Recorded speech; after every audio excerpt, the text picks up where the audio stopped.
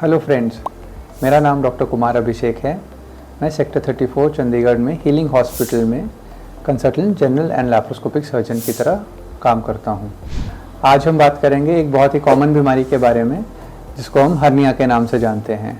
Hernia एक बहुत ही common बीमारी है जो हर एक एज ग्रुप में पाई जाती है। हर्निया अलग अलग जगहों पे पाया जा सकता है। स्पेसिफिकली अगर हम मेल्स की बात करें तो मेल्स में ग्रॉइन रीजन यानी जो पेट जहाँ ख़त्म होता है और थाइज जहाँ शुरू होती हैं उस जगह पे ज़्यादा कॉमनली होता है, और जो फीमेल्स होती हैं उनमें अम्बलाइकस यानी नाभि का हर्निया इस एरिया में ज़्यादा कॉमनली पाया जाता है। कई बच्चे होते हैं जिनको पैदाइशी हर्निया की बीमारी होती है, उसको कंजेनाइटल हर्निया कहते हैं। तो अब हम बात करेंगे कि हर्निया होता क्या है। हर्निया वो प्रॉब्लम है जिसमें हमारे पेट के अंदर से हमारे इंटेस्टाइन या पेट के अंदर का जो फैट है जिसे ओमेंटम कहते हैं वो पेट के अंदर से निकल के स्किन के नीचे आके डिपॉजिट हो जाता है और हमें एक स्वेलिंग की तरह दिखता है। वो एक डिफेक्ट या एक छेद के रास्ते से बाहर आता है, उस रास्ते को हम हर्निया डिफेक्ट कहते हैं। ये डिफेक्ट या तो फीमेल्स में, जैसे मैंने बताया, फीमेल्स में नाभि में, और मेल्स में ज़्यादा कॉमनली ग्रॉइन एरिया में यानी इंग्वाइनल एरिया में पाया जाता है।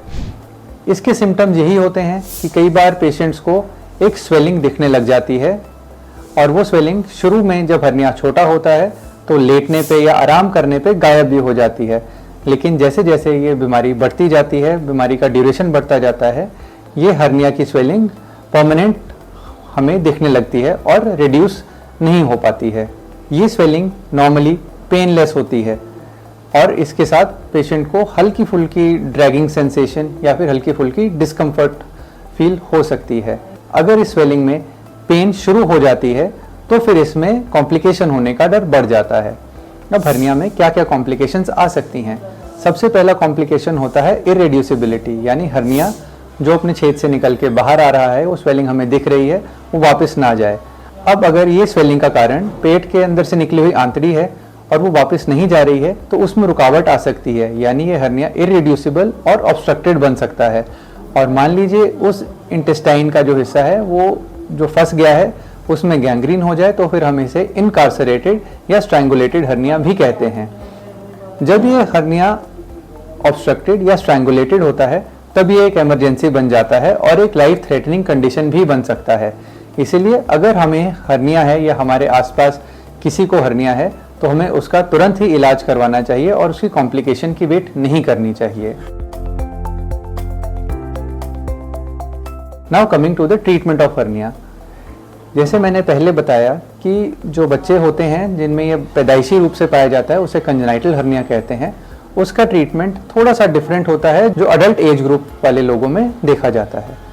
जो बच्चे छोटे होते हैं या फिर जो ग्रोइंग एज ग्रुप के बच्चे होते हैं, वो जो एडोलेसेंट्स होते हैं who have not yet attend adulthood, उनमें जो हर्निया की सर्जरी करी जाती है उसमें हम मैश नहीं डालते हैं।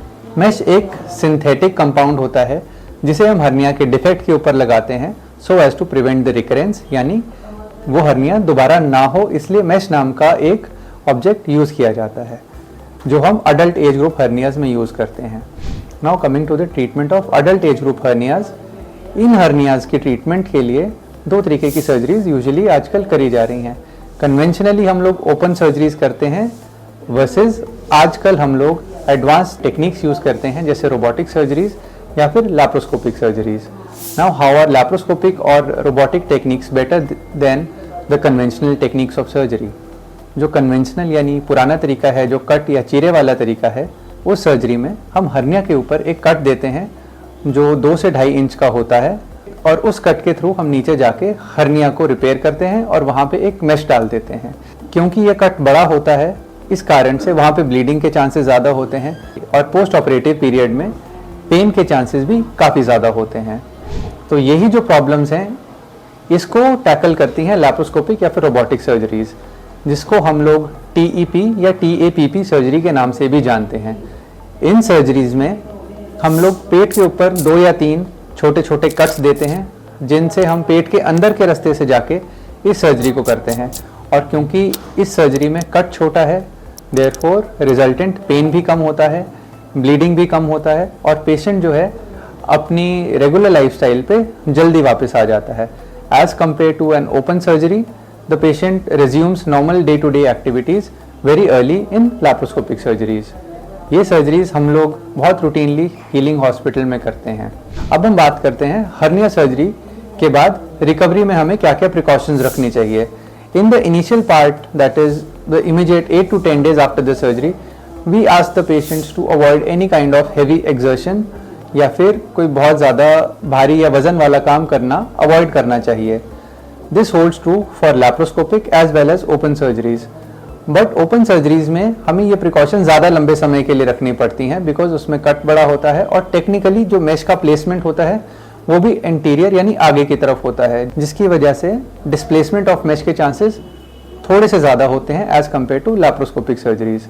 इन laparoscopic surgeries, as we discussed earlier, जो कट होते हैं वो छोटे होते हैं, पेन भी पेशेंट को कम होता है, ब्लीडिंग भी कम होता है, इसलिए पेशेंट की जो रिकवरी होती है वो जल्दी हो जाती है और patient as compare to open surgeries जल्दी ही विदिन 2 to 3 weeks अपनी रेगुलर वॉकिंग, लाइट एक्सरसाइज या फिर साइकिलिंग, जॉगिंग जैसी एक्टिविटीज़ को जल्दी रिज्यूम कर सकते हैं। इसमें जो प्रिकॉशन रखने वाली बात है वो ये है कि हमें पोस्ट ऑपरेटिव पीरियड में कॉन्स्टिपेशन, कॉफ, यूरिनरी कंप्लेंट्स, इससे बच के रहना है। तो उसके लिए हमें अपनी डाइट का बहुत ध्यान रखना चाहिए, उसके लिए हमें अपने एनवायरनमेंट का बहुत ध्यान रखना चाहिए ताकि हम बहुत ज़्यादा ठंड में या फिर गर्मी में अपना एक्सपोजर अवॉइड करें, ताकि हमें खांसी ज़ुकाम ऐसी कोई बीमारी इमीडिएट पोस्ट ऑपरेटिव पीरियड में ना रहे। बिकॉज अगर पेशेंट को कॉन्स्टिपेशन होगी या फिर खांसी या ज़ुकाम होएगा तो वैसी कंडीशन में पेट के अंदर का प्रेशर बढ़ता है, जिसके कारण जो हर्निया पे लगे हुए टांके हैं या फिर जो मेश है उसके हिलने का डर हो सकता है, जिसकी वजह से हर्निया दोबारा होने के चांसेस हो सकते हैं। So these are a few precautions which you should take in the immediate post-op period after surgery. So if you have any queries regarding treatment of hernias, you can contact us on the number given below, or you can visit us in the OPD in Healing Hospital, Sector 34, Chandigarh. Thank you.